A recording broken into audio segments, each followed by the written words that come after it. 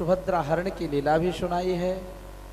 सुतदेव नाम के ब्राह्मण के यहाँ जो मिथिलांचल में रहते हैं, कन्हैया द्वारिकाधीश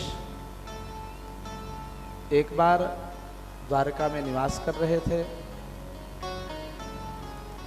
और सुतदेव ब्राह्मण और बहुलासु जनक के ऊपर कृपा करने के लिए मिथिलापुरी में पहुँचे हैं।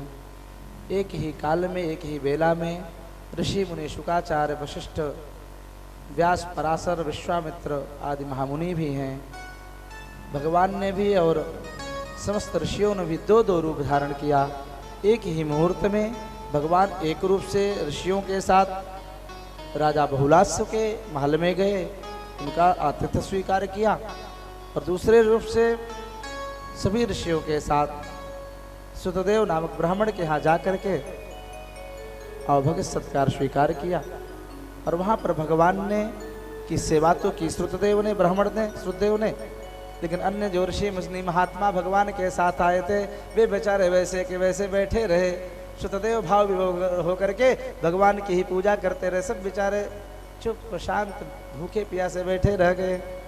भगवान ने कहा, हे ब्राह्मण देवता, आपको मालूम नहीं है कि जो ब्राह्मण ऋषि मुनि बैठे हैं ना, ये मेरे मूर्तिमंत रूप ही हैं।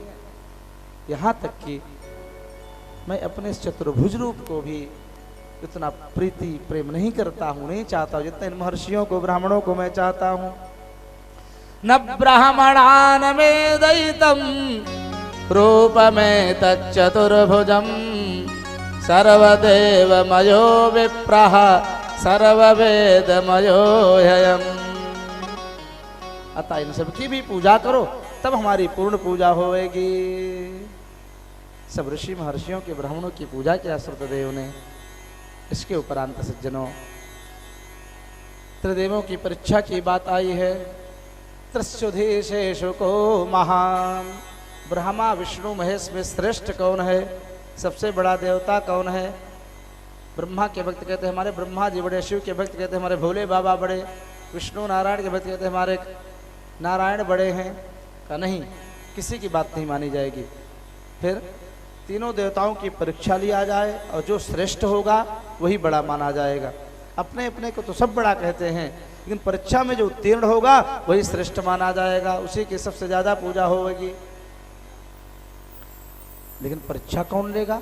त्रिदेवों की परीक्षा, मतलब त्रिदेवों का गुरु कौन बनेगा?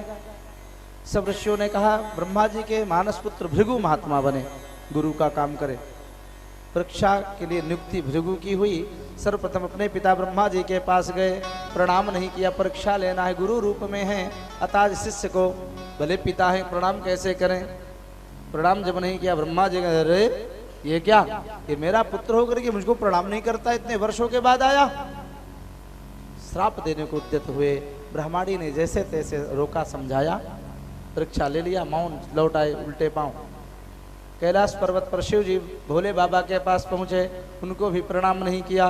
कुपित हो गए भोलेनाथ, त्रिशूल उठा लिया। सज्जनों, वध कर दूंगा, मेरा अपमान करते हो।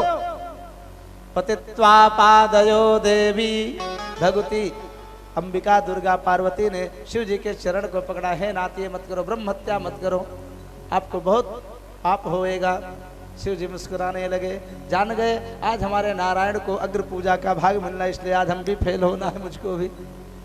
जैसे तैसे कोप को शांत किया। सज्जनों, भृगु महात्मा पहुंचे क्षीर सागर में भगवान नारायण के पास। लक्ष्मी माता चरण दबाए रही हैं और कन्हैया नारायण नेत्र बंद किए हुए हैं। लक्ष्मी जी श्वासनी सेवा कर रही हैं। भृगु महात्मा पहुंचे, पहुंचते ही देखा लक्ष्मी से सेवा ले रहा है अपनी भार्या से। कुपित हो गए ये और जा करके उठा करके चरण का पाद प्रहार किया है भगवान के वक्षस्थल में। इसमें कारण है, देवी भागवत में इसका कारण मिलता है, क्योंकि भगवान नारायण ने देवताओं का पक्ष लेकर के इन्हीं भृगु महात्मा की पत्नी ख्याति का वध कर दिया था सुदर्शन चक्र के द्वारा। कथा ऐसी है कि देवासुर संग्राम हुआ, राक्षस सब पराजित हो रहे थे, देवता हावी हुए।